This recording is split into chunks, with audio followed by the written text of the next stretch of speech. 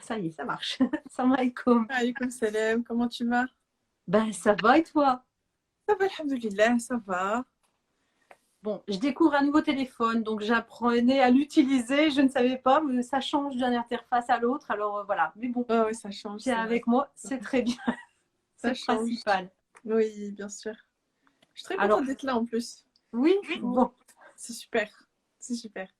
En tout cas, franchement, bravo, parce que là, tu en es quand même à ta 16e, je crois. Et c'est pas fini. Donc, Ouais. ouais. C'est un sacré challenge que tu fais là. Franchement, tu tiens le coup, Charla, c'est très bien. J'essaye. Mais oui, on tient. Jusque-là, ça va. C'est les Oui, derniers jours où c'est toujours compliqué. non, Jusque-là, mais ça va. c'est un mois. Tu t'es donné un mois, hein, c'est bien ça. C'est ça. C'est ça. Bon, la moitié, ça y est. La moitié est faite, mais grave. Voilà. Alaykoum salam tout le monde. J'espère que ça va, que vous allez bien. Tu sais, en plus, là, ça fait, comme j'ai dit, la moitié d'un mois que je suis en train de faire des lives chaque jour. Et la vérité, ça me fait trop bizarre de le faire aussitôt aujourd'hui. Genre, j'ai Oui, l'impression que c'est grave tôt. En plus, avec l'heure, tu sais, qui vient de changer. oui. J'ai l'impression que Tu c'est as dû trop tôt là. t'adapter à moi. En plus, hier, tu en as fait à 21h. Hein. Donc, bah, moi, j'ai du mal, moi, par contre, 21h, ce qui fait que Ouais, non, j'ai pas pu j'imagine. venir.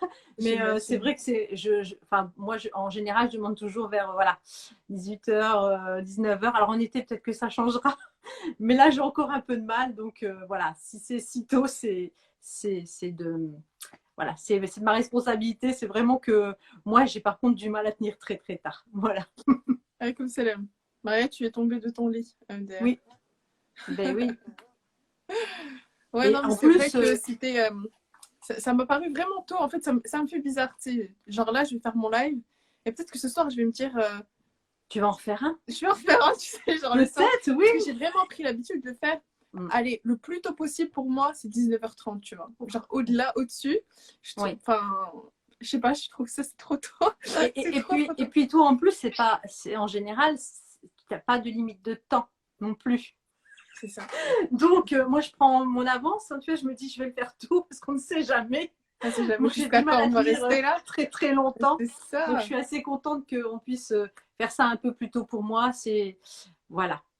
Tu as plus d'expérience là-dedans. Et puis, voilà, tu as un rythme. Tu as pris un rythme pendant 15 jours. Donc, voilà. Exactement. Mais c'est vrai Exactement. qu'hier, 21h, pas mal, Le quoi. samedi, le samedi, je me permets. Je me permets Oui, de le faire oui. à 21h parce que je me dis c'est le week-end, le lendemain, les gens ils Mm. sont chez eux, enfin ça va. Ça va. Mais c'est vrai que les autres jours, j'essaye de faire, allez, le plus tard que je fais, c'est 20h30, mais je vais pas au-delà. Parce que je me dis 21h, le live, il doit être déjà, voilà, on doit être déjà dedans, etc. Pas seulement être là en train d'attendre que les gens arrivent, etc. Enfin, voilà. Alaykoum salam Anna, comment ça va? Alaykoum salam. Alors, moi, en attendant que les gens arrivent tout doucement, je vais juste rappeler un petit peu comment j'organise mes lives, pourquoi je les fais en fait. Hein.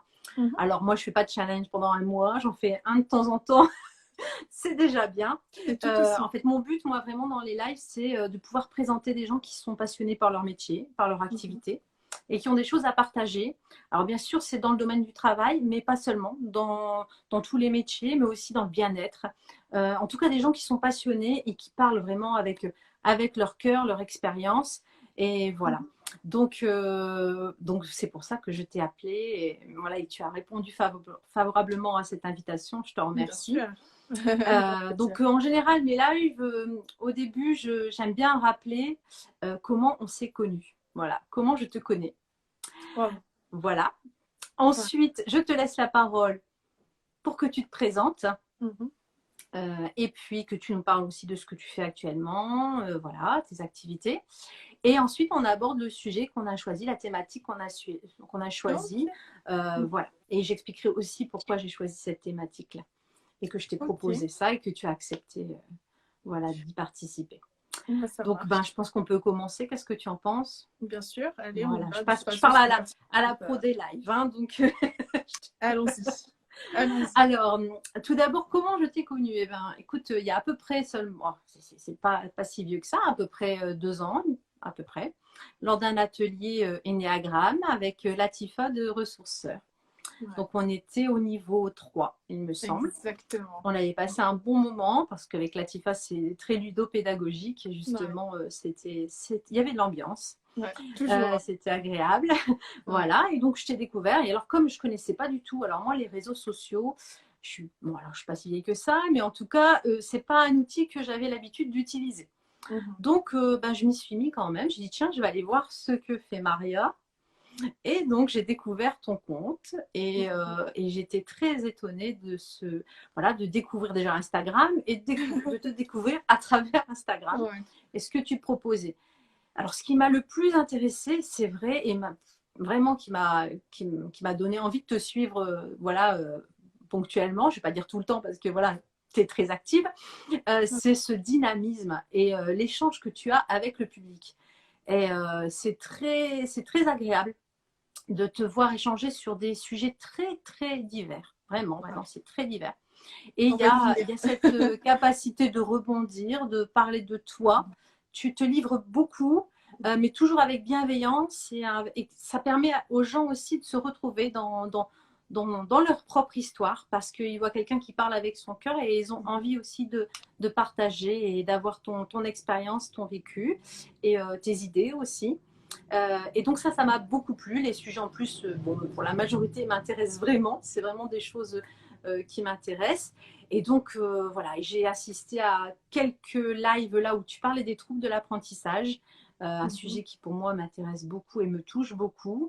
Et j'ai aimé ta manière d'approcher et de parler de ça, donc de ces troubles. Et donc ben voilà, c'est pour ça que je t'ai invité aujourd'hui et que C'est tu comme ça as qu'on s'est retrouvés ici aujourd'hui. voilà, et tu me fais l'honneur d'avoir répondu favorablement à mon invitation. Je te remercie beaucoup. Franchement, c'était vraiment avec plaisir. Donc moi, je le rappelle aussi. Moi aussi, je me souviens très bien du jour où on s'est vu pour la première fois. C'était oui, à cet atelier Enneagram qu'on est arrivé à la fin, parce que c'est sur 3 sessions. Du coup, c'était la dernière session. Et c'est vrai que entre la première et la deuxième session, il y avait encore quelques têtes en commun entre la première fois que j'ai découvert aussi Latifa et la deuxième fois. Mais la troisième fois, c'était vraiment, j'allais dire, terrain inconnu. Enfin, vous étiez plusieurs que je connaissais absolument pas, que j'avais jamais vu, etc. Et du coup, c'est là où on avait discuté, je crois que c'était à une pause café, je crois, on avait discuté, Oui. et tu m'avais parlé donc d'un peu ton domaine, de là où tu allais te lancer, etc. Et franchement, moi, j'étais hyper intéressée. Je sais pas si tu te souviens, mais j'étais là en mode, mais j'ai juste trop hâte, en fait, qu'Audrey, elle se lance, parce que c'était au moment où moi, je commençais à chercher aussi ce que je voulais faire. Parce qu'il faut le rappeler, il y a 2 ans, je venais à peine de me lancer, en fait, sur les réseaux sociaux. Enfin, voilà, c'était tout nouveau, même pour moi. Et du coup, ouais, j'étais très à la recherche de ce que j'allais vraiment faire. Parce qu'au début, je me bridais un peu. Je me disais, il faut pas que je parle un peu de tout. Tu vois, j'étais en mode de non, il faut que je trouve ma cible, il faut que je trouve vraiment un seul truc sur lequel parler, etc. Au final, j'ai pas pu faire ça. Non. Finalement, j'ai pas pu aller à contre-courant de moi-même, en fait. Je pouvais pas parce que moi, je trouve ça important, en fait, de parler de tout ça, de tous ces sujets, parce que tout ça, en fait, c'est moi. Moi, je suis un peu tout ça. Donc, quand on vient sur mon Instagram et qu'on me dit, ouais, tu parles de divers sujets, bah, c'est moi. C'est-à-dire que quand on se retrouve autour d'une table, on peut parler de tous ces sujets. Pendant 1 heure, on peut parler de tout ça. Moi, ça me dérange pas du tout. Du coup, c'est vrai qu'au début, voilà, c'est là où j'ai commencé à entendre parler d'ikigai, etc. Je pense qu'on va y venir tout à l'heure. Mais voilà, on te voit flou, Maria. Ah ouais? Oui. Bah, je sais pas, Ouais. peut-être. C'est la connexion, enfin, j'ai C'est plus la rien. connexion, je pense. Ouais, ça doit être ça. Du coup, voilà, c'était à ce moment-là où j'étais en train de chercher moi aussi, parce que je me disais, il faut absolument que je trouve mon ikigai, etc., etc. Donc, c'est vrai que c'est des souvenirs, voilà, de très bons souvenirs que j'ai gardés aussi de cette journée-là. Et c'est vrai qu'après, bah voilà, il y a eu les réseaux sociaux, etc. Enfin, attends, vous connaissez un peu la suite. C'est vrai que, bah, toi, Audrey, t'es venue me parler en me disant, oui, on va faire un live, etc. Pourquoi pas, sur une thématique comme ça. Et moi, les troubles d'apprentissage, c'est quelque chose dont je peux parler pendant des heures aussi. Donc, j'y viens à ma petite présentation. Je me présente, je m'appelle Maria, j'ai 23 ans. Je suis orthophoniste de formation. Aujourd'hui, malheureusement, je ne peux pas, on va dire, exercer mon métier d'orthophoniste. Du coup, je suis community manager en freelance. Du coup, je travaille à mon compte. Je gère les réseaux sociaux d'entreprise, petites entreprises. Enfin, voilà. Et puis, bah, j'oublie pas non plus mon amour pour mon premier métier, on va dire, qui est l'orthophonie. C'est pour ça que j'essaye de partager un maximum mes connaissances à propos de ça, autour de ça. Et c'est ce qui nous amène à la vie d'aujourd'hui. Hein? Tout à fait, tout à fait. Et tu as déjà fait un live, alors si les gens peuvent, il est sur IGTV, de toute façon, Ouais, où exactement. présente. J'ai dû le faire en 2 parties, il me semble, où tu as quand même vraiment abordé de nombreux troubles d'apprentissage, des troubles de la concentration. Et voilà, il y avait un vrai partage avec vraiment ton expérience qui parlait, puis je donnais des outils aussi, et puis des Oui. petites Ça, aides c'était. aussi pour les parents. Ouais. Donc, pour les personnes qui veulent aller retrouver le live, vous allez dans mon profil tout en haut là. Donc, la Maria Ken, vous allez dans la rubrique IGTV et c'était mon live avec Mohamed Bouclé. Et C'est du ça. coup, c'était ce live-là où on avait parlé de tout ça parce que c'est un, comment dire, c'est un sujet qui nous touchait en fait, Mohamed et moi. Et du coup, on avait dit, ouais, il faut qu'on partage là-dessus, qu'on en parle et faire aussi un rapprochement avec tout ce qui est lecture rapide, mind mapping, etc. Mais en tout cas, vous allez retrouver le replay complet de ce live-là. Ouais. Super. Alors, on va parler de la thématique, hein, un trouble d'apprentissage et orientation scolaire. Alors, moi, pourquoi j'ai parlé d'orientation scolaire? Forcément, c'est parce que voilà, je propose un accompagnement d'Ikigai, alors, qui est adapté aux ados. Hein, donc, je commence à partir de la 4e, hein, pas avant, c'est un peu difficile avant. Et c'est vraiment pour essayer d'aider les jeunes à vraiment déjà prendre conscience qu'ils ont des talents, les mettre en avant, voir vraiment les domaines dans lesquels ils se sentent le plus à l'aise, mais aussi la manière dont ils aiment travailler. Et j'essaye de voir avec eux des domaines vraiment qui leur ressemblent et dans lesquels ils pourraient se sentir à l'aise. Et donc, dans cette recherche d'ikigai avec ces jeunes, et bon, il y a aussi un partage avec les parents, je suis souvent amenée à répondre à des questions concernant les troubles d'apprentissage. C'est-à-dire, les gens ne vont pas me dire, voilà, mon fils a des difficultés tout de suite ou des choses comme ça, il a ce trouble-là. Voilà, ils vont me dire, oui, voilà, mais avec ses difficultés, je pense qu'il ne pourra pas faire ce métier-là. Ou il faut peut-être revoir à la baisse nos attentes, on nous a dit à l'école, ou des choses comme ça. Et moi, alors, de par mon parcours, donc, je suis infirmière de formation, mais bon, c'est pas ça qui m'a le plus mis en lien avec les troubles de l'apprentissage. Hein. J'ai quand même dans mon entourage des personnes qui ont des troubles de l'apprentissage et qui ont très bien, qui ont suivi une scolarité classique avec des aides, voilà, et qui ont réussi à faire finalement, à trouver leur domaine, leur ikigai. Donc, ça me bloque toujours un peu quand les gens me disent, bah non, mais il peut pas, il s'est limité, l'école m'a dit, ça sera limité, il pourra pas, il va falloir revoir à la baisse nos attentes. Et ça me gêne toujours parce que je sais que c'est une question d'accompagnement. Et que c'est comme quelqu'un qui ne voit pas clair, on lui apporte des lunettes et d'un seul coup, ça va beaucoup mieux. Et ben, les troubles de l'apprentissage, pour moi, c'est la même chose. Donc, je ne sais pas ce que toi tu en penses, mais ce que tu répondrais justement à ces parents qui s'inquiètent, qu'on leur dit, bah voilà, avec ce trouble-là, il n'ira pas très loin. Alors, déjà de 1, il faut savoir que ces troubles-là, ce n'est pas une fatalité parce que malheureusement, il y a énormément de personnes, de parents, d'instituteurs, de maîtres, enfin, les gens à l'école, les professeurs, etc., qui ne comprennent pas ces troubles-là. Encore une fois, moi, c'est ce que je conseille en première position aux parents, c'est que lorsque vous savez que votre enfant a un certain trouble, lorsqu'il est diagnostiqué avec trouble d'apprentissage, la première chose à faire, c'est de se renseigner sur le trouble. Ne pas continuer à juste entendre ce que les gens vont vous dire, c'est-à-dire l'orthophoniste ou le pédopsychiatre ou le pédiatre ou non, en fait, il faut arrêter d'écouter ce que ces professionnels vont vous dire parce qu'ils ne peuvent pas tout vous expliquer déjà et n'expliquent ces troubles-là que les personnes qui ont vécu, enfin, qui ont ce trouble-là et qui ont vécu avec. Du coup, moi, je pense que c'est vraiment les premières personnes qui pourront vraiment vous expliquer ce que c'est. Donc, se renseigner sur le trouble, essayer d'en parler aussi avec l'enfant parce que c'est pas quelque chose de tabou. Il faut arrêter de dire les difficultés ou bien des choses comme ça parce que chaque trouble a un nom, c'est pas pour rien.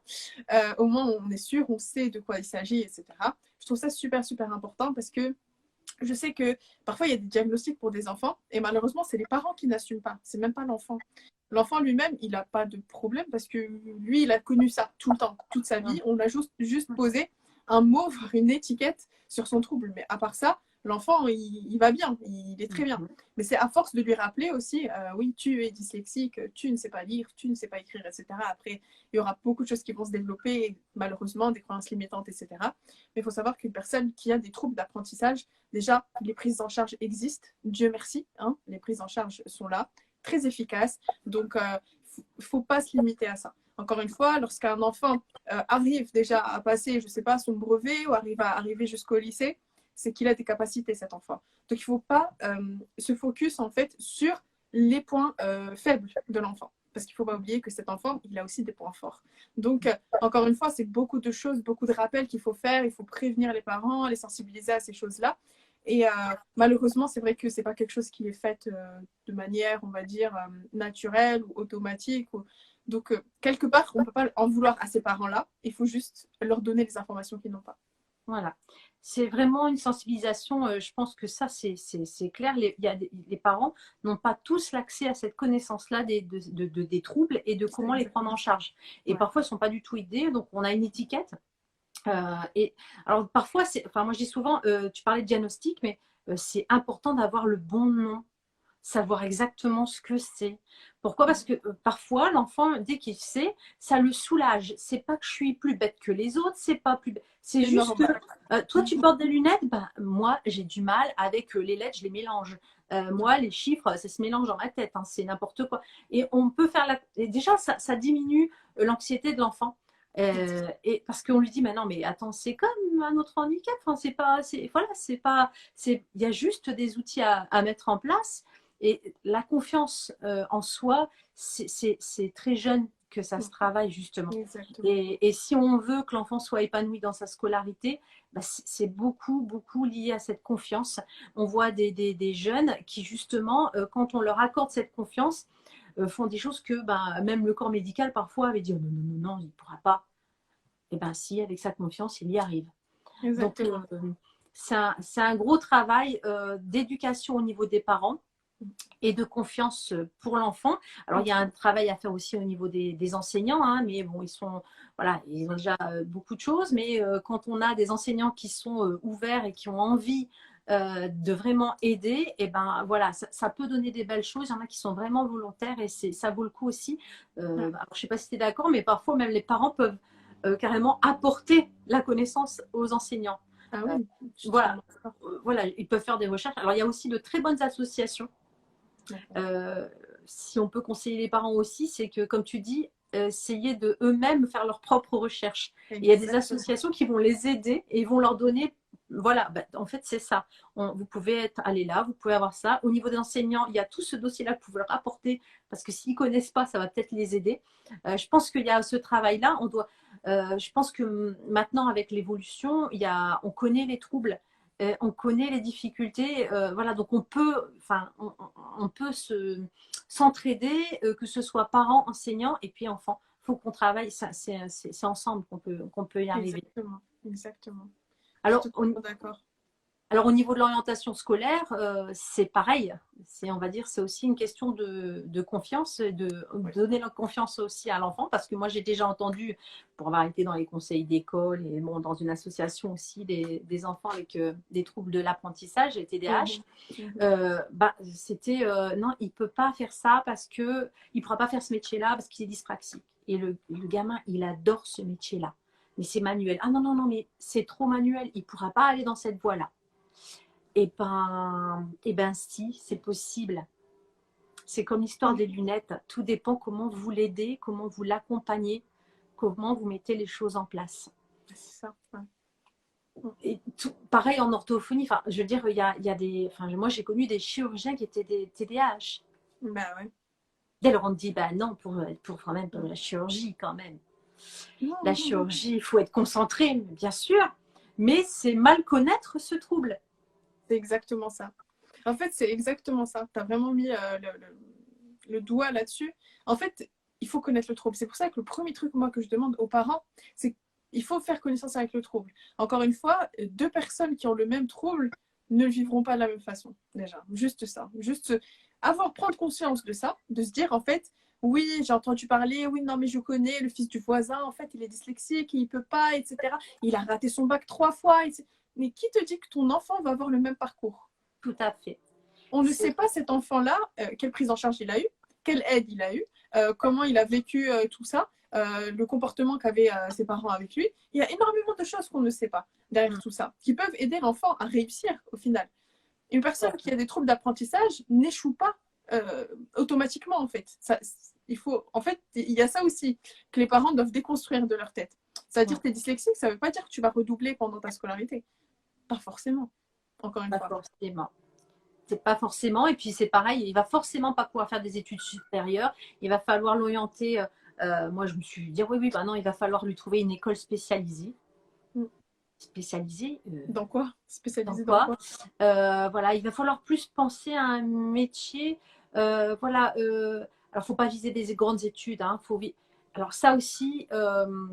Les enfants ont des attentes, on les écoute pas forcément, et ça c'est dommage parce qu'en fait ce qu'on cherche c'est, enfin pour certains parents c'est vraiment voilà, de vivre à travers leur enfant parfois, ou alors c'est le poids de la société. C'est-à-dire alors ça c'est une histoire de métiers qui en valent la peine et d'autres pas. Il y a les bons métiers, il y a les mauvais métiers.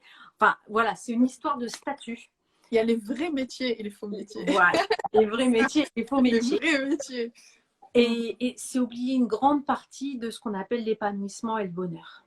Et ça, un enfant, avec ou sans trouble d'ailleurs, franchement, si on ne travaille pas ça avec lui, qu'est-ce qui t'épanouit, qu'est-ce qui te fait plaisir, on ne risque pas de l'aider à aller vers son bonheur, ce que lui considère être son bonheur. Donc, et je trouve que on parle de miracle, mais c'est vrai, quand les enfants, on leur fait confiance, quand on les écoute, quand on va dans leur direction, tu veux faire ce métier-là, oui, mais on m'a dit à l'école que j'arriverai pas. Attends, on t'a dit, mais attends, on va poser ça et on va voir ce qu'on peut faire. Et ben, on voit des choses merveilleuses. D'où l'idée aussi voilà, moi, de ces lives, par exemple, avec les métiers, que les gens parlent de leur passion, parce qu'ils peuvent susciter des passions dans n'importe quel métier. Et il y a des gens qui, vraiment, il y a des jeunes, ils ne pensaient même pas à ce métier-là, ils vont se dire, ah ouais, agriculteur, éleveur de chèvres en montagne. Et oui, bah oui, c'est un métier, c'est un métier. Alors voilà, mais notre regard vis-à-vis de ces métiers-là, de la société, c'est ça qu'on met en avant surtout. Ouais. Donc malheureusement, alors quand on a en plus, on va dire, des troubles, on part pas avec voilà, du positif dès le départ et un gros manque de confiance dès le départ. Ah ouais, ça c'est sûr.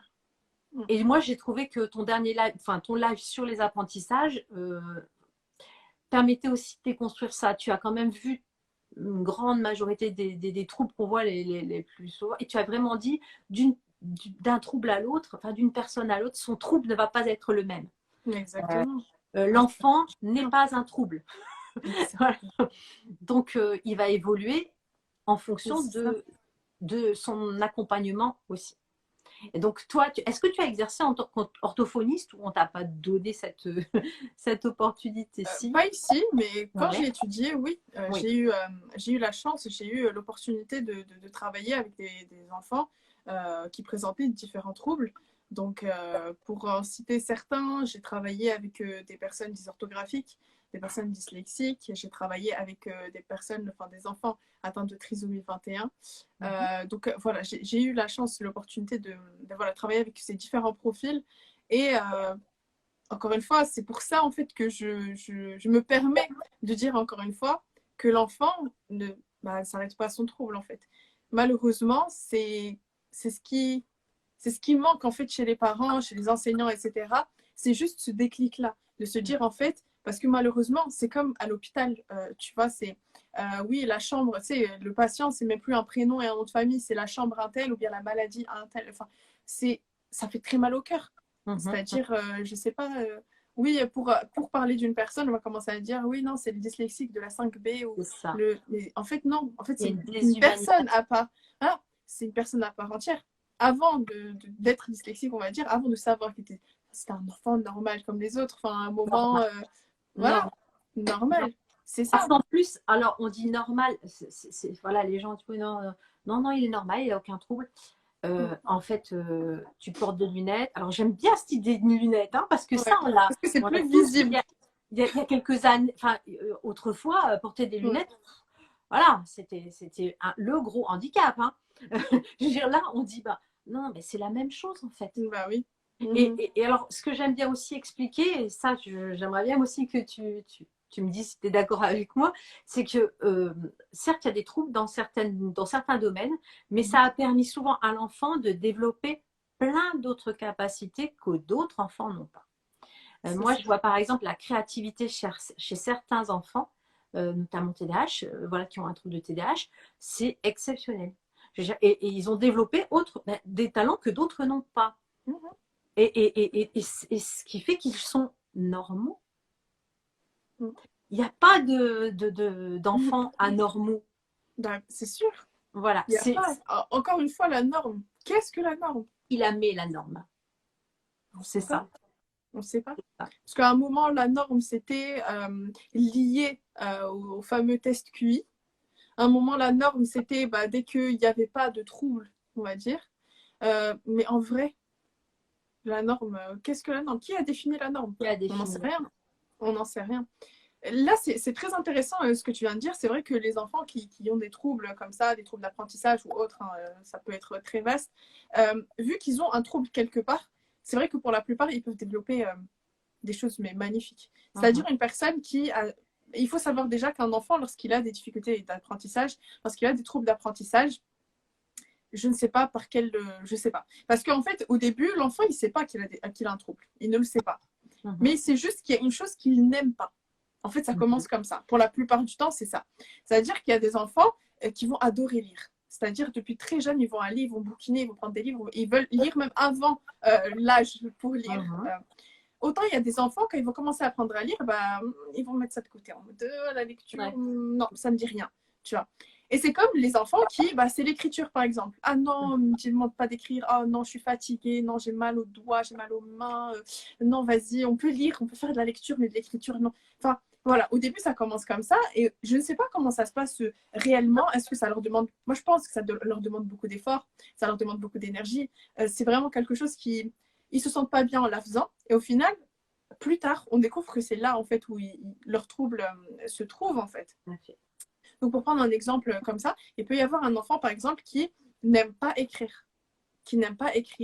Et du coup, ça peut être une personne qui va développer une aisance à l'oral, mais un truc de fou. Autant, ça peut être l'inverse. Une personne qui a un trouble comme le bégaiement ou autre, c'est une personne qui va écrire merveilleusement bien, qui va avoir une très belle plume, par exemple.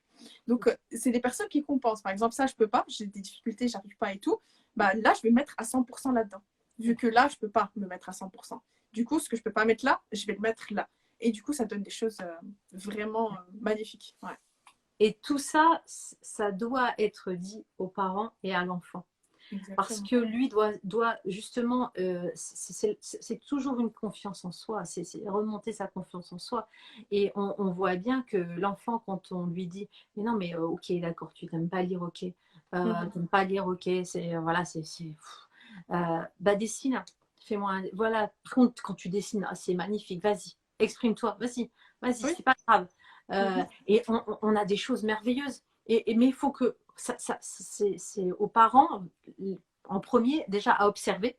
Donc tu parlais de repérer, lui il n'aime pas du tout ça, ok, bon. C'est ça. Voilà, pas les forcer, je vais un peu à ça, je vais pas le forcer, voilà. Exactement. Je lui fais goûter, on sait jamais qui change la vie, mais en même temps je vais pas insister et comprendre que en faisant ça, en le laissant vraiment s'éveiller à ce qu'il aime, il va être de plus en plus meilleur dans ce qu'il fait. Ça va être beau. Ça va être beau. Et le reconnaître aussi, le mettre en valeur en disant, mais tu vois pas ce que tu... Oui, ok, d'accord, il y a plein de fautes, tu as écrit mal, c'est sale. Ok. Mais quand tu me racontes ça, tu te dis avec une telle voix, avec un... Oh là là, c'est... Et mettre en valeur ça. L'enfant, du coup, il se sent, il a une confiance en lui, il se dit, non, mais je ne suis pas différent des autres. Il n'y a rien de pire que ça, de se sentir différent. C'est ça qui est difficile. Alors, on est tous différents, on a tous notre... Voilà, mais quand c'est différent dans le négatif, dans le sentir différent, mais limite se sentir moins bien que les autres. Il n'y a rien de pire. Et donc, on est pointé du doigt. Moi, je me rappelle un enfant qui disait, en début d'année, non, mais je veux pas le dire à la classe.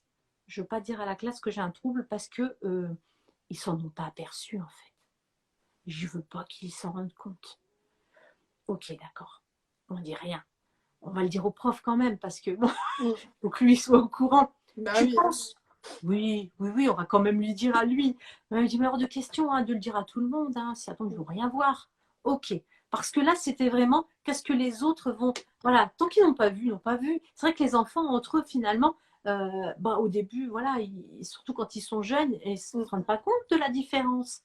C'est souvent l'adulte ou les familles autour qui commencent à dire, attends, t'as vu, mais lui, t'as vu la note? Ah, et puis, je vais cacher parce que j'ai des difficultés, je ne vais pas le Ouais. dire. Ah oui, alors pourquoi lui, il a. Non, non, non, il a. Pourquoi lui, il est toujours au premier rang? Et puis après, ça devient difficile, en fait. C'est là où, quand on fait la différence, que l'enfant se retrouve dans le négatif, qui perd confiance en lui. Alors, je vais essayer de dire un petit peu. Il y a une question, je pense. Je vais Oui. revenir en arrière. Alors, il y a quelqu'un qui dit, de notre côté, c'est le cas pour notre garçon de 10 ans qui a un TDAH, qui a une belle créativité dans le dessin, mais l'écriture, il ne faut pas lui demander, mais à l'école, ça pose problème à l'école. Oui, pour les productions écrites scolaires. Oui, c'est ce qu'on disait tout à l'heure. C'est vrai que il faut pouvoir avoir un dialogue avec l'école. Moi, j'ai déjà ramené carrément une psychomotricienne qui est venue expliquer le problème au directeur, à la prof, vraiment pour dire voilà, non, il ne le fait pas exprès en fait. Oui, c'est dessiné, mais c'est pas écrire, mais c'est pas grave. Il fait pas exprès, c'est comme ça. Mais regardez ce qu'il fait à côté. Mettez en avant ce qui produit et Mais vous allez l'école, voir. mais l'école, bah, elle s'en fout de la créativité. C'est ça. C'est ça C'est le ça en problème. fait. C'est en fait, oui, il est créatif, très bien. Mais au bac, il va pas leur dessiner une fleur en fait. C'est ça. C'est Et ça. après, bah, les parents, ils vont se sentir impuissants. En Mm, mode, mm, bah oui, mon enfant, il a des difficultés, donc il faut faire quoi en fait? mm, Et mm, ce mm. qui est le plus dur, c'est de leur dire, bah, comme tu as dit tout à l'heure, des écoles spécialisées. Mais spécialisées en quoi? En fait, Mhm, mon enfant, il n'est pas anormal. Il n'est mhm. pas, je sais pas, pourquoi il serait pas avec des enfants comme lui? Parce qu'il a un trouble? Parce qu'il a des difficultés quelque part? Mhm. Non. Et en fait, c'est là où rentre en jeu, j'ai envie de dire, tout ce qui est aménagement scolaire. Je trouve que c'est Voilà. super, super important. Encore une Tout fois, à fait. il y a des parents qui n'assument pas le trouble de leur enfant et qui ne veulent pas le déclarer à l'école. Alors que s'ils le faisaient, ils faciliteraient la vie à leur enfant, en Tout fait. à fait. Tout à fait. Tout à Ça, fait. c'est super important. C'est Il très, faut très important. réclamer. Hein. Il faut vraiment. Alors, je sais que ça s'est dégradé depuis quelques années. On m'a dit au niveau des prises en charge, quand même, selon les régions, c'est assez difficile parfois d'avoir un rendez-vous neuropédiatre. Je sais que ça devient assez difficile. Hein. Parfois, il faut même aller en Belgique. Hein. Il y a des très bons centres en Belgique aussi qui permettent un accès voilà, à ces diagnostics. Mais ce qui est important, c'est vraiment d'accepter le diagnostic et de se battre. Mais je dis franchement se battre, hein, parce que parfois c'est le cas, pour obtenir les aménagements nécessaires. Et ils sont variés, en fait. Il faut juste connaître ses droits et exiger qu'ils soient mis en place. Quitte à changer parfois d'établissement L'école. quand on voit qu'on n'est pas écouté. Mais il y a des choses, il y a des choses. Moi, je me rappelle d'un aménagement qui avait été demandé pour un élève et c'était un temps supplémentaire On tire aux temps, ouais. examens. Alors, en fait, cet enfant, quand on lui donnait ce temps supplémentaire, en réalité, il ne l'utilisait jamais. Mhm. Mais en fait, pourquoi? Le fait de savoir qu'il avait un temps supplémentaire, le stress diminuait et il arrivait à faire Attends. tout comme les autres en temps voulu. Ouais, ouais. Et alors, forcément, l'équipe enseignante, mais enfin, on lui donne un temps supplémentaire, il l'utilise même pas.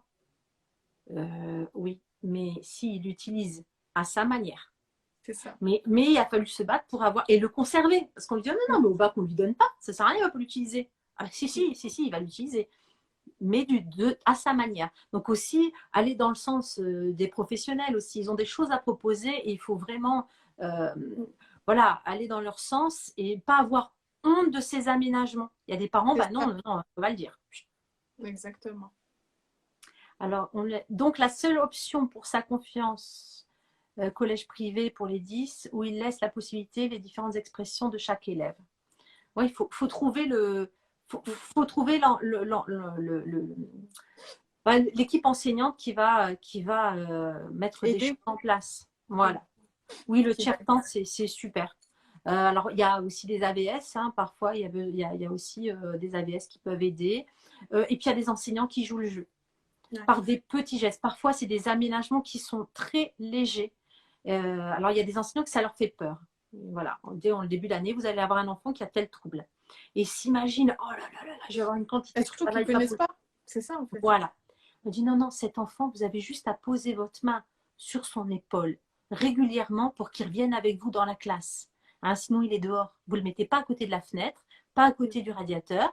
Mais de temps en temps, dans la classe, vous mettez juste votre main sur son épaule pour qu'il revienne avec vous. C'est pas grand-chose comme aménagement, mais c'est déjà un aménagement que vous pouvez faire. Donc, ça paraît mais c'est pas grand-chose à mettre en place, mais ça a son importance. Exactement. Exactement. Voilà. Alors, tu y écris, oui, aménagement scolaire à mettre en place, mais toujours se battre auprès de la MDPH. Je suis en plein dedans. Oui, je sais, c'est compliqué et ça s'est amélioré. Donc, il ne faut pas positiver. Mais oui, il faut surtout être, alors pour tout ce qui est dossier MDPH, hein, donc la maison pour les personnes handicapées, je pense que MDPH, ça va être ça, je ne me rappelle plus, maison du handicap. En tout cas, je sais que les dossiers, voilà, ça met du temps. Alors, il faut être super rapide, en fait. Dès qu'on a le... Faut pas attendre qu'on vienne vous chercher, il faut vraiment voilà, faire ça en temps et en heure, même si c'est 6 mois, et avoir le maximum de documents. Voilà. C'est pareil, les orthophonistes. Alors, on dit souvent, moi, les orthophonistes, c'est que pour la dyslexie. C'est faux. C'est faux. Ça peut même. On peut travailler. Enfin, alors, je ne suis pas orthophoniste, mais tu es d'accord avec moi, vous ne faites pas que Ouais. des problèmes de dyslexie. Ben, bien sûr, bien sûr. C'est tellement plus grand que ça, plus vaste que ça, que même nous, on se perd quand on a envie de décrire ou de définir notre métier. Bien sûr, c'est beaucoup plus que ça. C'est vrai que la plupart du temps, quand on entend orthophoniste, ah oui, un tel est dyslexique, il va chez l'orthophoniste. Mais oui, ça ne se limite pas qu'à ça. Il n'y a pas que ça. C'est pas Il que n'y a des pas que troubles du langage. Exactement. Moi, j'ai une orthophoniste qui travaillait sur justement les troubles de la concentration. Bien sûr. Donc, il y a plein de choses en fait. Hein. Il y a un panel de professionnels. Il ne faut pas hésiter à C'est discuter fait. avec eux. Ils vont vous expliquer le trouble de votre enfant Exactement. et ils vont vous donner des conseils. Et ça, Exactement. il ne faut pas se fermer. Puis surtout juger. Ah non, il va là, mais il parle bien. Parce que ça, c'est des parents qui refusent aussi parfois le. C'est difficile de se dire, mon enfant, il ne part pas avec les mêmes bagages que les autres. Je ne veux pas le montrer. Je veux surtout pas le déclarer. Donc, Mm. s'il va chez l'orthophoniste, tout de suite, ça va être un problème parce qu'on va le cataloguer comme avec des problèmes de langage. Et non, non, non, ça va pas aider le jeune en fait. Au plus tôt il a Exactement. les aménagements, les aides, au plus vite il va mettre des choses en place pour y arriver. Exactement. Surtout par rapport aux prises en charge, plus vite l'enfant est pris en charge et plus vite il va récupérer, on va dire, rattraper son retard. Et au moins, il pourra continuer une scolarité normale. Parce que plus la prise en charge elle est retardée et plus il y a des risques de redoublement, par exemple, ou autre. Donc, ouais, faut être à l'affût, encore une fois, dans Mhm. l'observation, il faut regarder. C'est pour ça qu'en fait, autant les instituteurs, les professeurs, etc., je me dis qu'ils doivent être sensibilisés, ils doivent être formés à ces troubles-là, parce que maintenant, ça y est, c'est bon, tout le monde connaît certains troubles. À un moment, il faudrait faire des formations à ces profs-là, Voilà. essayer de leur expliquer ce que c'est, en quoi ça consiste, comment aider ces élèves-là, etc. Après, je pense qu'une personne qui a choisi d'être enseignant ou d'être professeur, c'est qu'il y a un minimum de tu as envie d'être utile, tu vois, tu as envie d'aider ces élèves-là. Du coup, tu peux faire au moins ça, voilà, te former par rapport à ça. Il y en a, je suis sûre, qui de leur côté doivent se former par rapport à ça, dès qu'ils entendent un trouble ou un nouveau mot qu'ils ne connaissent pas, etc., et doivent se renseigner. Ça, c'est super. Mais après, il faut qu'aussi l'éducation nationale mette quelque chose en place pour que ces Voilà. professeurs n'aient pas le choix que d'être formés à ces troubles-là. Voilà. Parce que dans toutes les classes, il y a au moins une ou deux personnes qui ont des troubles Tout à fait. d'apprentissage. Tout à fait. Donc, c'est super Mais important, ça aussi, oui. c'est les moyens. Hein. Il manque énormément de moyens. Je l'ai vu dans les classes. Hein. Mm. C'est très compliqué. Donc, on a créé aussi les classes Ulysse. Alors, ça partait d'une bonne intention, hein, les classes Ulysse. Hein. On s'est dit, on va mettre des classes avec des enseignants qui sont formés au handicap. Le problème, c'est que dans cette classe, on se retrouve avec des enfants. Alors, moi, c'est mon opinion, avec des enfants qui ont des handicaps très variés, mais où l'insertion avec les autres enfants n'est pas forcément réelle. Ben, c'est ça, parce Euh, que surtout s'ils se voilà. retrouvent que dans une classe où il y a que des personnes avec des troubles Tout à d'apprentissage. fait. Et l'épanouissement et l'avancée, elle ne se fait pas forcément avec l'enfant. C'est-à-dire qu'elle reste au niveau du groupe et de comment on peut on voit un seul enseignant en classe Ulysse, peut-être aidé avec une AVS ou deux, mais en tout cas, on sent qu'elle est quand même avec, là vous imaginez une classe avec tous des enfants avec des troubles, elle doit s'adapter à tout le monde, donc C'est elle peut, compliqué, voilà. Donc ça partait d'une bonne intention, mais moi, de temps en temps, il faudrait peut-être aussi qu'il revoie un petit peu bien sûr. ce que ça a donné. Alors, je vais te lire un petit peu ce qui est écrit. Ça dépend les enseignants. Certains sont compréhensifs, d'autres moins. Bref, je me penche pour le CNED à domicile avec un enseignant pour quelques heures. Oui, l'école à domicile, ça peut être une solution. Hein. Voilà, faut juste voir si avec l'enfant ça passe. Hein. Moi, personnellement, je fais l'instruction en famille pour mes deux dernières filles, mais avec mes garçons, ça n'aurait pas été possible. Et avec un enfant avec des troubles, il n'aurait pas accroché. Toujours avec cette idée de bah, non, moi je vais à l'école, je vais voir les copains, je veux pas de souci, moi. Donc ça dépend aussi si l'enfant il rentre dans voilà, comment lui envisage ça. Est-ce qu'il se sent épanoui dans ça? Est-ce que ça lui correspond? Et puis, si le parent aussi se sent, parce que du coup, il va falloir s'adapter. Il faut voir si le parent aussi se sent les épaules fortes pour endosser différentes casquettes. Ça Il aussi, il faut voir ça. il faut aussi faire attention que l'enfant n'associe pas ça à son trouble, dans le sens Oui, où qu'ils ne se disent pas tout à fait. ah, je ne me suis pas mélangée avec les autres enfants parce que je suis ou bien parce que j'ai. Ou... Voilà. Faut aussi qu'ils soient OK avec ça, qu'ils se disent que OK, c'est peut-être mieux, mais pas forcément parce qu'il est, je sais pas, TDAH, dyslexie, dysorthographique ou peu importe le trouble. Voilà, que ça soit vraiment quelque chose, on va dire, d'indépendant, que ça soit pas en rapport avec ça et qu'ils ne Ouais. le ressentent pas comme ça, en mode oui, je fais cours tout seul parce que je suis pas normale ou bien parce que j'ai tel trouble, etc. Parce que ça Et, peut aussi ouais. jouer Toujours sur la le confiance mental. en soi et l'idée de réussite aussi. Après, c'est vrai que, en tout cas, il ne faut pas rester seul. Il faut vraiment s'entourer, parce que là, des enseignants pour quelques heures, oui, et pourquoi pas choisir justement voilà, une association qui peut aider, qui Avec peut d'autres enfants, conseiller etc. avec d'autres enfants. Il y a quand même des choses possibles. Hein. Je vois dans le Nord, il y a les Ch'tinonsko. Ce sont des parents qui font école à la maison, ils se regroupent, ils font des visites ensemble, ça permet aux enfants de C'est se super ça. retrouver. Oui, Mhm. franchement, c'est une association voilà, qui bosse bien. Voilà. Et puis qui permet aux enfants de se retrouver et pas de se retrouver différents des autres. Bah, nous Exactement. aussi, on va ensemble, nous aussi, on a les copains, on fait des ateliers, nous aussi, on fait des sorties. Voilà, Exactement. ça permet aussi voilà, de ne pas se trouver différent des autres. Mhm. Voilà, toujours, ben non, voilà, j'ai choisi une autre méthode, un autre outil, mais voilà, je suis comme vous. Mhm. Tu as raison, pas associer cette école à la maison au fait d'avoir un trouble, et Différent. justement Mhm. pour le trouble, et d'être différent. Mhm. Alors, il y a quelqu'un qui me dit c'est compliqué de s'occuper d'un cas à part.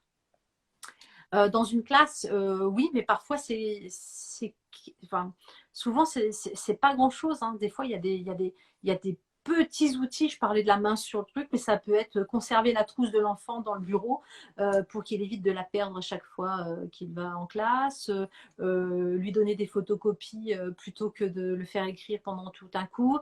C'est des petites actions en réalité. Voilà, on voit souvent les outils à mettre en place comme des montagnes. Et si les parents coopèrent, en général, on peut diminuer la charge de travail pour l'enseignant. Et après, de toute façon, c'est bénéfique puisque l'enfant s'épanouit, il a des meilleurs résultats et voilà, et ça se passe beaucoup mieux, même au niveau comportement, c'est beaucoup plus agréable, quoi. Mhm. Alors, Je tiens aussi à préciser une chose parce que on peut dire que c'est compliqué de s'occuper d'un cas à part, surtout quand tu as une classe où il y a allez, une ou deux personnes qui ont des troubles d'apprentissage, on va dire.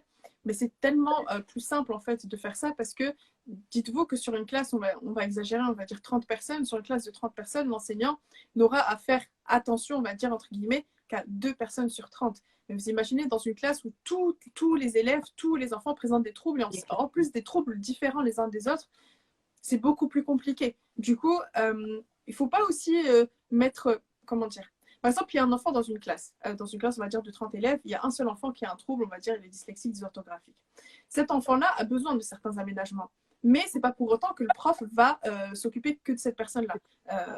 C'est même déconseillé, dans le sens où il faut pas non plus chaque demi-heure ou bien chaque 5 minutes en train de dire alors c'est bon, t'as compris, on peut passer à la suite. Enfin, même la personne elle va se sentir très très mal en mode de oui, c'est bon, on peut passer à autre chose. Et aussi il y aura ce regard aussi des élèves, des camarades, etc.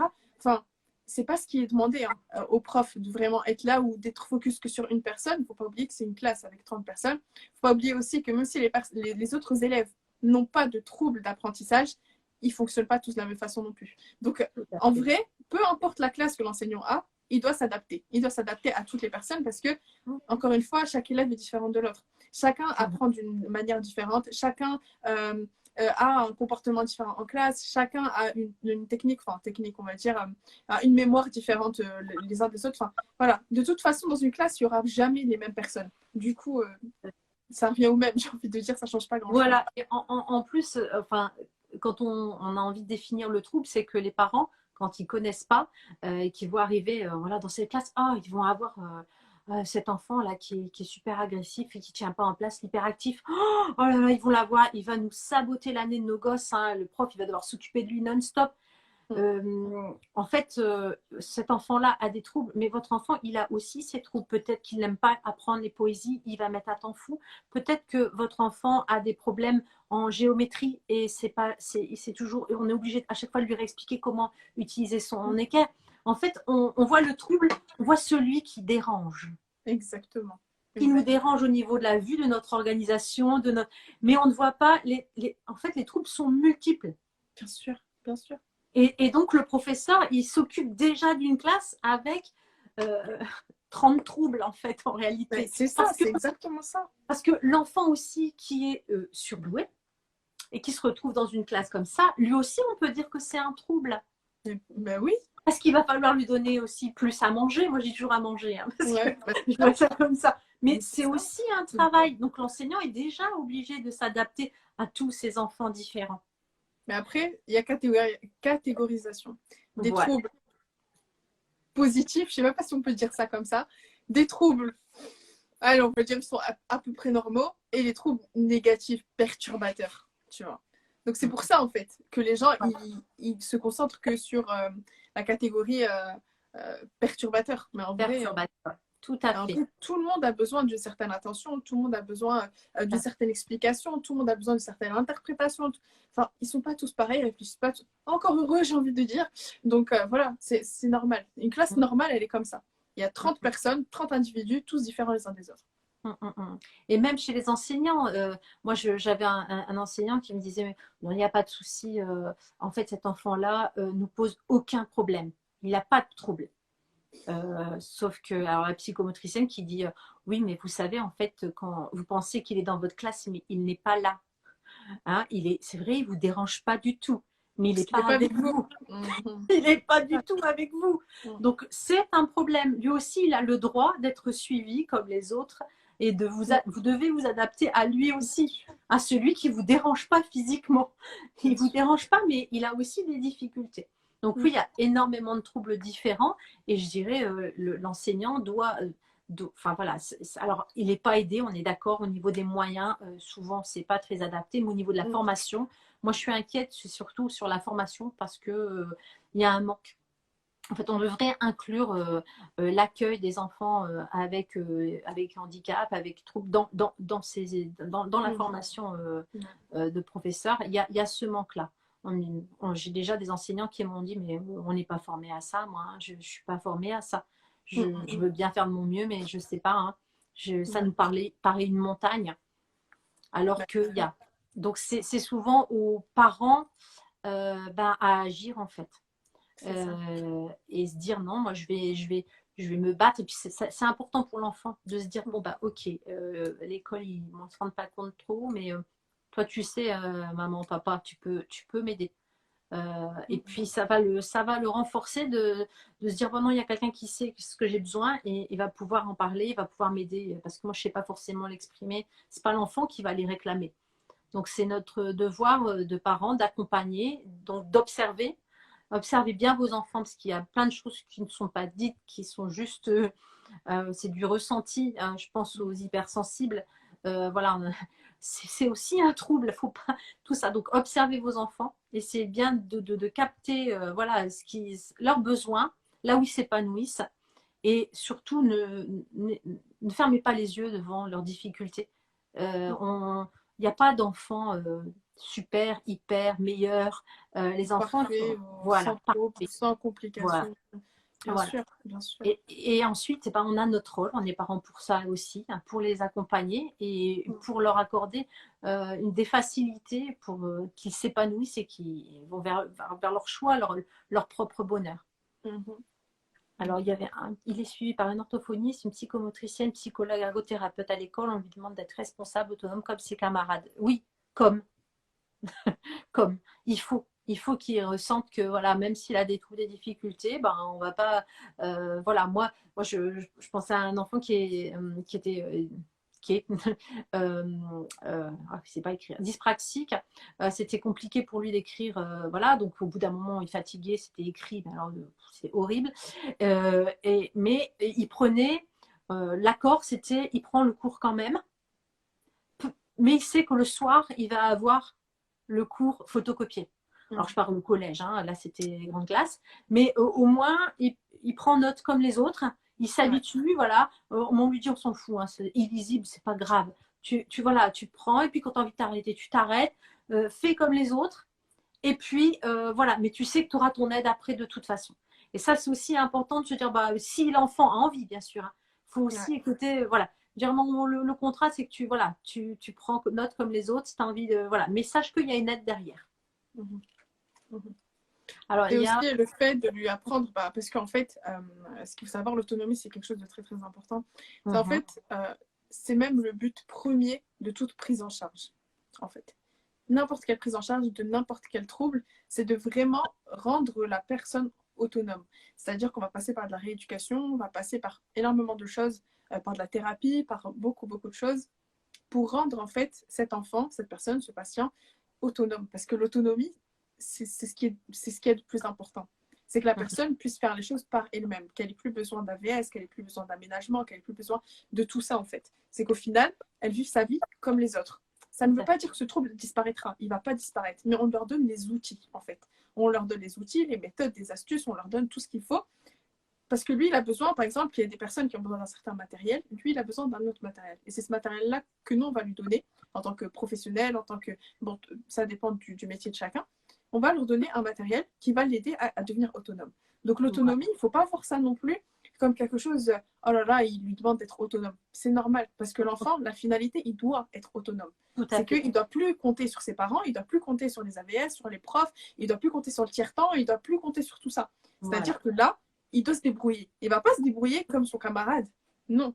Mais il va, au final, la finalité, c'est que tous, ils vont être autonomes. Chacun à sa manière, chacun avec ses outils, mais voilà, le but final, c'est qu'il soit autonome et qu'il compte sur personne, si ce n'est lui-même. Comme tout enfant, en fait. Exactement. Tous nos enfants, avec ou sans trouble, n'est-ce pas, Exactement. diagnostiqués, notre but, c'est vraiment qu'ils deviennent autonomes et qu'ils fassent leur choix et puis voilà, qu'ils soient autonomes. Donc, pourquoi on ferait ça différemment avec des enfants avec des troubles? Mais c'est ça. Et c'est, moi, en c'est... fait, c'est Oui. ce que je dis la plupart du temps, c'est par exemple les enfants qui ont des troubles. Parfois, il y a des parents, parce qu'on a tous les cas de figure de parents, bien entendu, il y a ceux qui n'assument pas, ceux qui assument et ceux qui en font trop. C'est-à-dire, ah, mon enfant, il est dyslexique. Non, mais un, deux, mon enfant, il est dyslexique. Ah, mais mon enfant, il est dyslexique. C'est-à-dire que ça va devenir une excuse pour tout. Ça va être l'enfant qui va être surprotégé parce qu'il a un trouble. En fait, parfois, moi, j'ai envie de dire, ces parents-là, j'aurais aimé qu'ils ne le sachent pas, tu vois. Dans le sens où comportez-vous normalement avec votre enfant, parce que si ça se trouve, ça va développer carrément un autre trouble, alors que de base, C'est ça. c'était que la dyslexie. Enfin, voilà, c'était scolaire, c'était purement scolaire. Au final, ça peut développer autre chose. Donc, vraiment, il faut trouver le juste milieu. Vraiment le juste milieu. Dans le sens où il ne faut pas oublier que votre enfant il a une difficulté, mais à côté, il n'est pas à cette difficulté. Voilà. Il n'est pas que ce trouble. Parce qu'après, ça devient que ça. Et il est défini par ça. Donc lui aussi, on m'a donné cette. Les enfants ne sont pas difficiles. Hein. On leur dit, non, on leur rabâche qu'ils sont comme ça, comme ça. Les adultes, Ça va devenir leur on, excuse. on leur rabâche, voilà, je suis ça. Voilà. Et le problème, c'est ben, faut pas qu'on trouve des outils pour ne plus voir ce trouble-là, puisque sinon, je suis qui? C'est ça. Alors, il y a Zakaria qui dit il faut recruter et être organisé au jour d'aujourd'hui. Chacun se remet la faute sur l'autre sans même trouver de solution pour justement avancer de l'avant. Oui, il faut que chacun il compte d'abord sur soi-même, qu'il mette d'abord des choses en place. Exactement. Et voilà, c'est pas la peine d'aller chercher la faute que sur l'enseignant. Ou il faut aussi qu'on se remette tous en question, quoi. On a tous notre part, même quand on n'a pas d'enfant alors ça aussi c'est important, même quand on n'a pas d'enfant avec des troubles, c'est important de leur en parler et c'est important aussi de changer le regard. Bien sûr. Ouais, non mais joue pas avec, tu sais comment elle est hein, c'est pas possible quoi.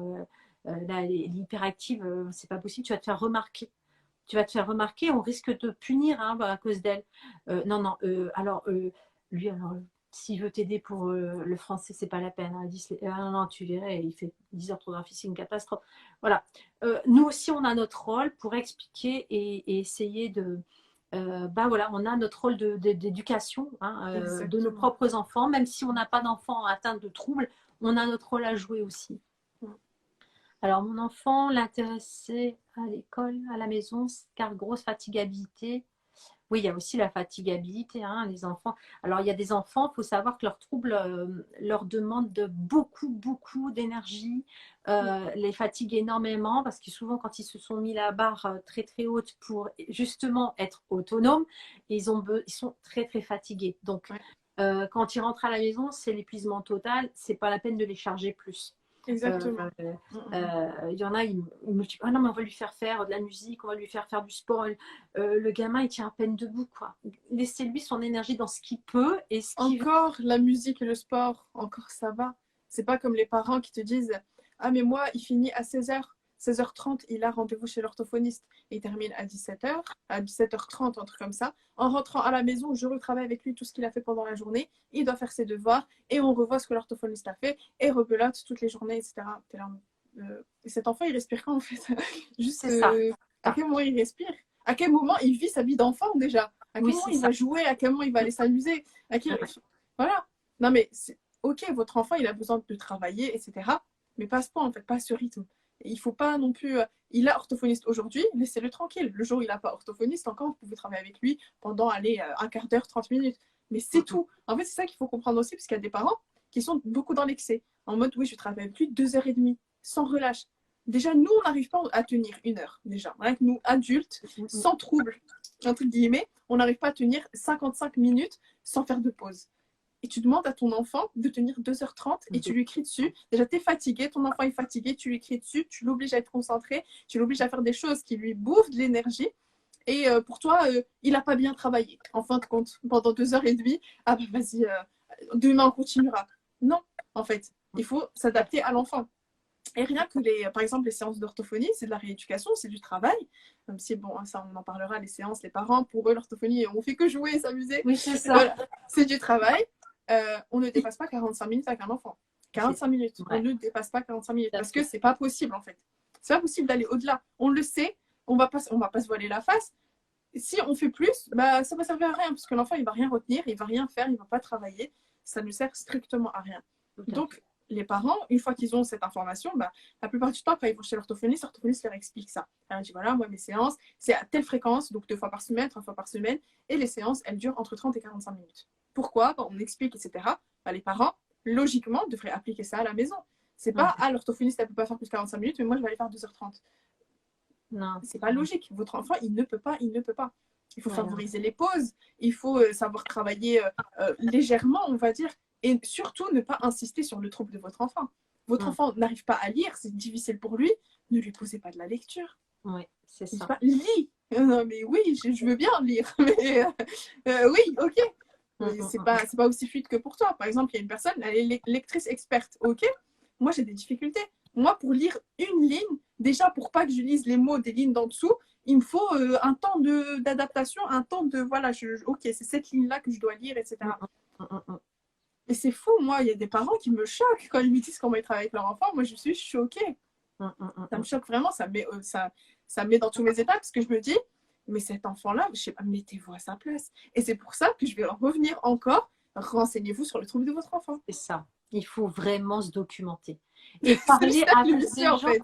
et parler avec des gens qui ont connu ce trouble. Aussi Oui, bien qui des ont vécu parents avec. qui ont accompagné que des gens qui ont ce trouble. Moi, Bien je me suis sûr. retrouvée dans un. Alors, je suis pas, j'ai pas de TDAH, mais Mhm. je me suis retrouvée dans une association avec des adultes TDAH qui avaient vraiment, voilà, qui parlaient de leur métier, de leurs difficultés, et et j'étais épatée. Enfin, moi, il m'expliquait. Bon, alors pour les chirurgiens, il m'avait dit, c'était voilà, c'était deux frères, et puis il expliquait qu'ils avaient dû travailler 10 fois plus que les autres. Ça, c'est sûr. Voilà. Et parce que voilà, pour en arriver là, et qu'ils ne disaient pas qu'ils étaient TDAH, hein, parce qu'on ne pouvait pas associer chirurgien à TDAH. Il va faire des Mhm. carnages. Ben, c'est ça. Or, c'est pas vrai, ils ont trouvé leur outil, leur façon de travailler qui leur Mhm. permet d'être d'aussi bons chirurgiens que d'autres. Mhm. Et ça, voilà. Mais ils me parlaient beaucoup du fait du regard des autres et que C'est ça. leurs parents les avaient fait bosser à fond pour certains.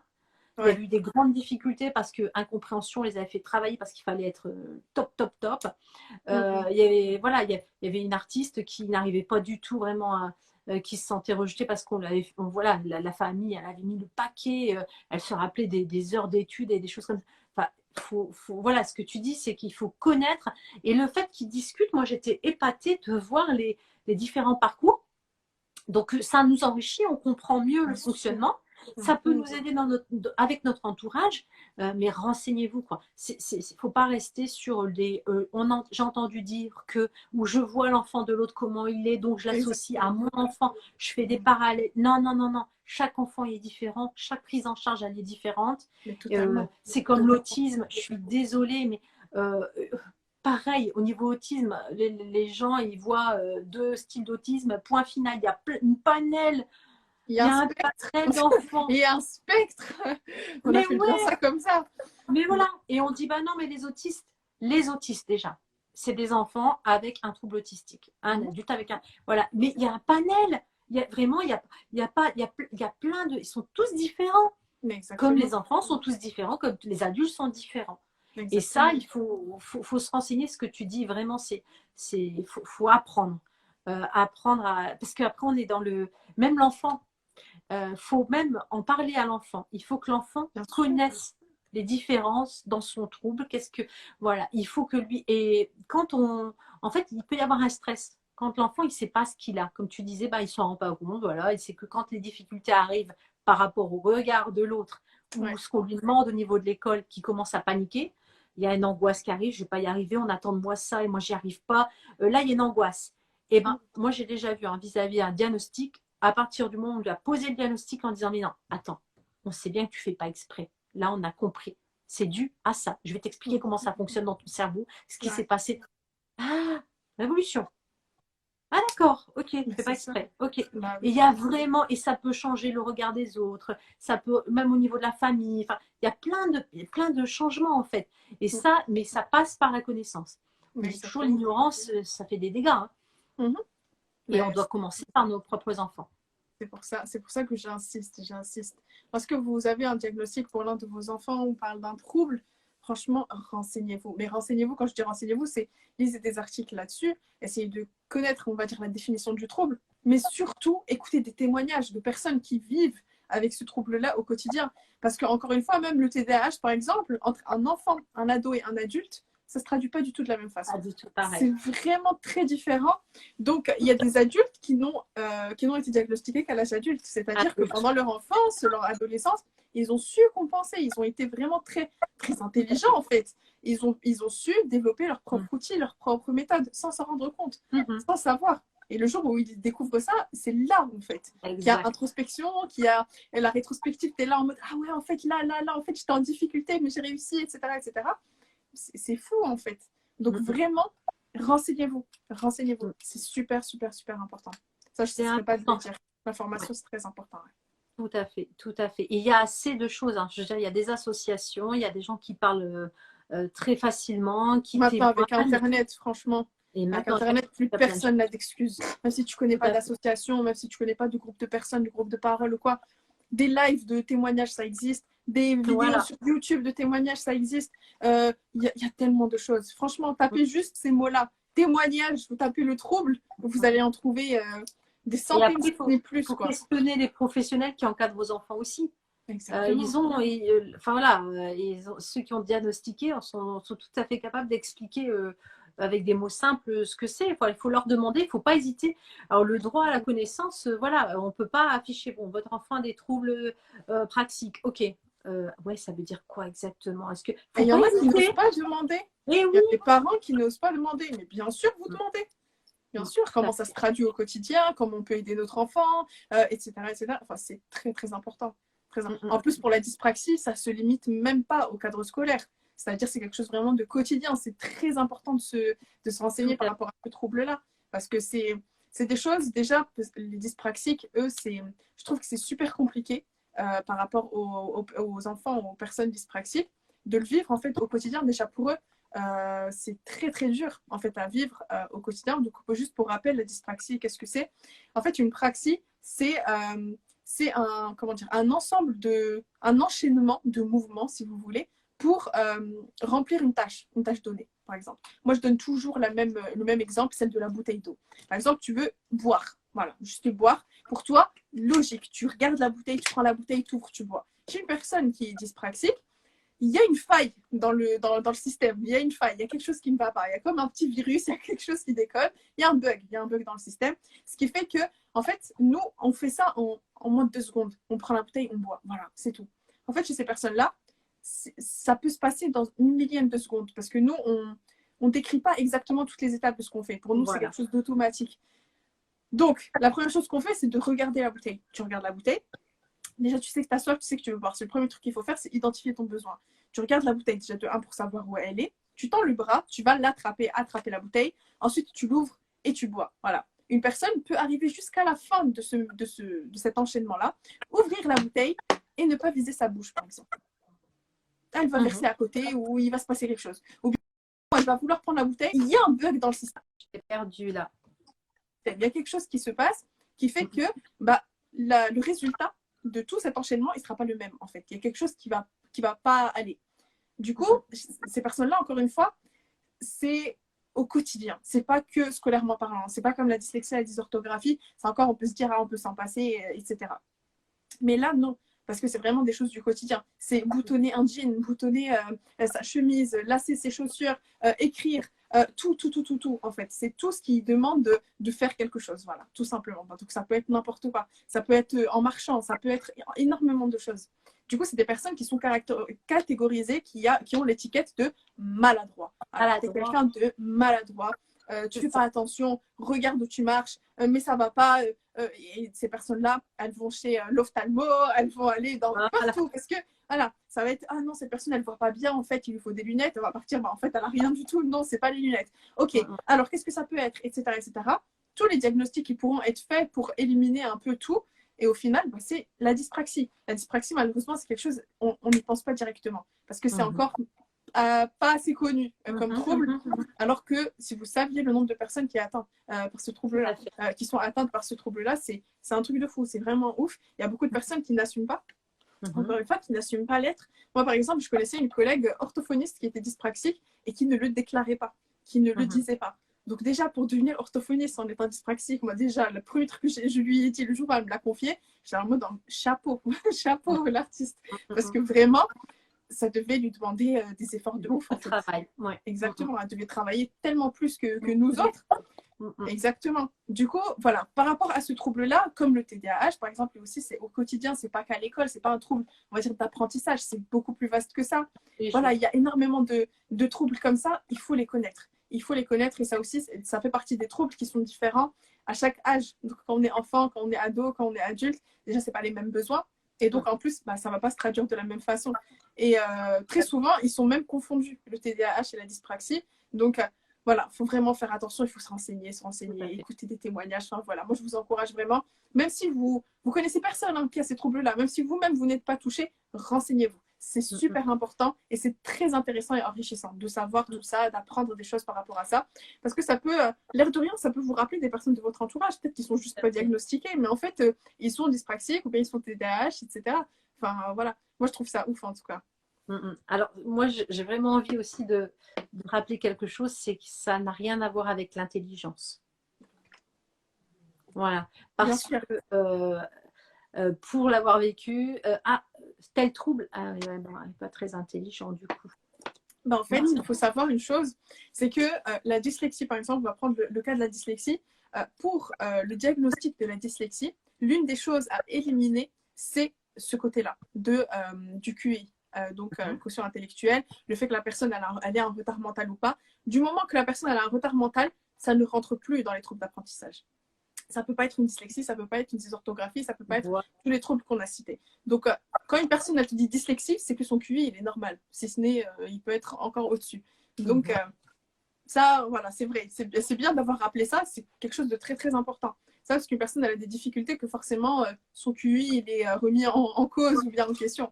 Pas du tout.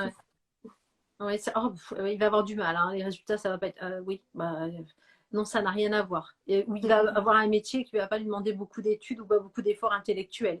Ça n'a rien à voir. Rien à voir. C'est vraiment. C'est pas lié à l'intelligence. Hein. C'est un trouble. La dyspraxie, moi j'avais vu comment voilà, travailler la dyspraxie. Il fallait vraiment rappeler chaque étape de comment prendre une bouteille pour la mettre à sa bouche. Hein. Chaque étape, et il va répéter, il va répéter, il va répéter. Alors ça va lui demander beaucoup, beaucoup d'énergie de répéter ce geste. C'est un autre apprentissage à côté. Exactement. Alors que ça va peut-être être très, très simple pour cet enfant d'apprendre une table de multiplication très, très jeune. Ouais. Alors, il va savoir les tables de multiplication sans problème très, très vite. Mais il saura pas tenir un stylo, par exemple. Voilà, exactement. Donc, ça va être l'apprentissage, mais qui va être différent. D'où l'idée de vraiment les observer, de connaître ces troubles pour mieux les observer. Tu parlais d'être maladroit. Observez votre enfant. Est-ce que c'est vraiment de la maladresse? Oui, alors après, il faut chasser les problèmes de vue, il faut chasser plein de choses, mais il faut pas laisser ça passer. C'est pas juste une personnalité. Moi, j'ai des gens qui ont été diagnostiqués, comme tu disais, adultes. Ils pensaient que c'était leur personnalité. C'était moi je pensais que j'étais comme ça, enfin que c'était pas un trouble, je pensais que ça faisait partie de ma c'était au final oui, ça fait partie de vous, mais c'est un trouble à part entière. Mais c'est un trouble qui peut aussi se travailler. Exactement. Et qui peut être moins gênant dans certaines situations si tu as les outils.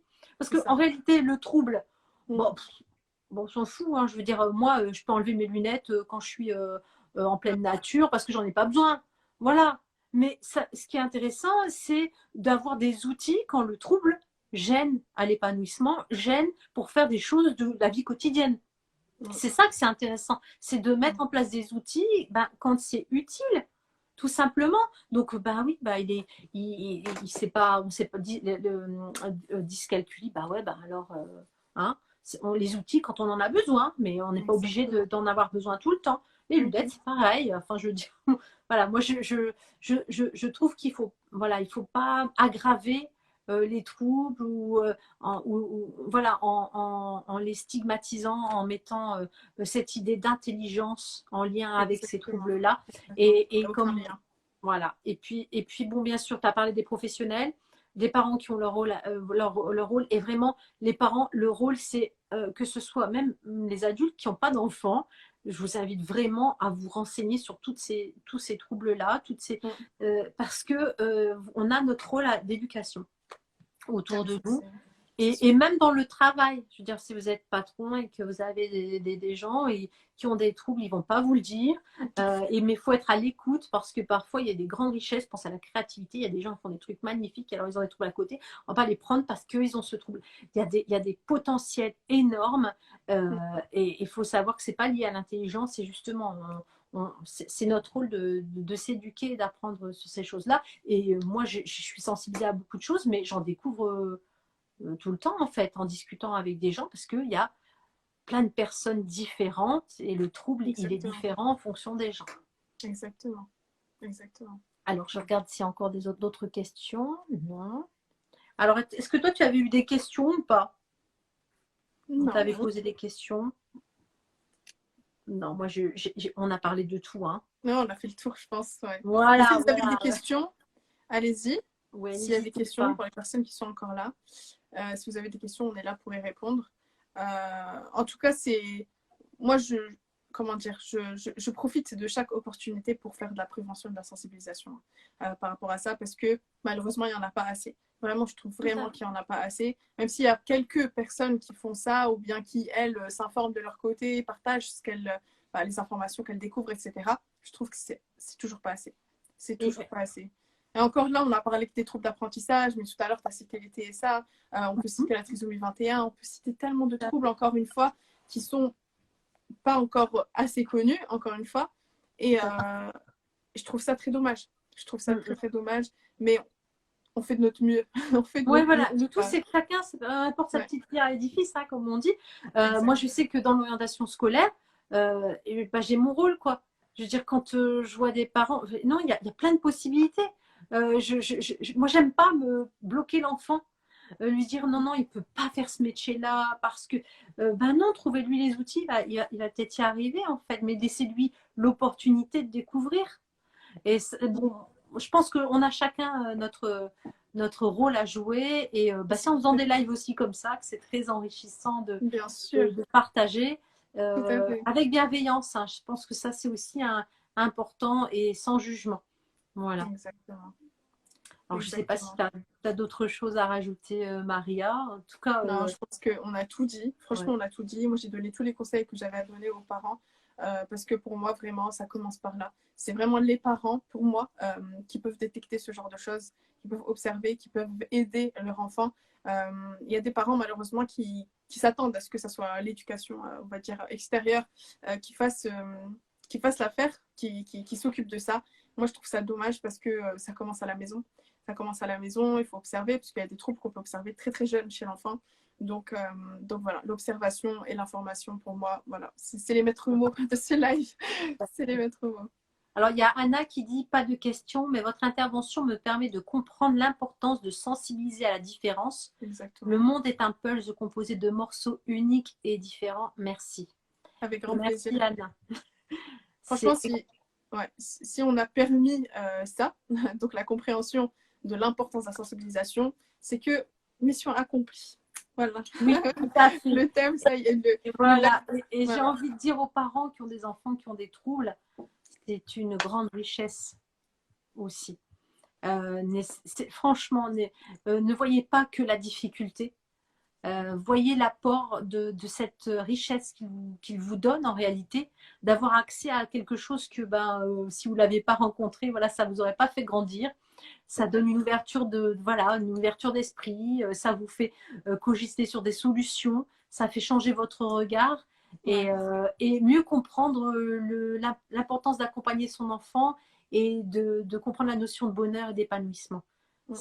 On est plus sensibilisé quand on a des enfants qui ont des troubles parce qu'on comprend ce que c'est que avoir envie de l'accompagner dans le bonheur. Ça, c'est important aussi.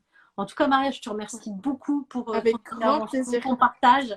Merci à toi pour l'invitation. Franchement, avec grand plaisir. Ça m'a fait super plaisir de partager avec toutes les personnes qui étaient là et de partager avec toi, d'apprendre aussi de toi parce que j'ai appris beaucoup de choses aujourd'hui. Et franchement, on refait ça quand tu veux. Pas de problème, pas de souci. On refait ça quand tu veux. Avec plaisir. Je te remercie beaucoup. Le live sera en rediffusion sur ma chaîne YouTube. Voilà, à chaque fois, je remets sur ma chaîne. Comme ça, les gens peuvent y accéder et retrouver des informations. Et on continue à sensibiliser comme ça. C'est super. Merci beaucoup, Maria. Bon courage pour la suite de ton challenge. Merci. J'essaierai de te suivre si c'est pas trop tard. Ouais, c'est gentil. Merci beaucoup. Merci. À très bientôt, Inch'Allah. Inch'Allah. Inch'Allah. Alaykoum Alaykoum salam.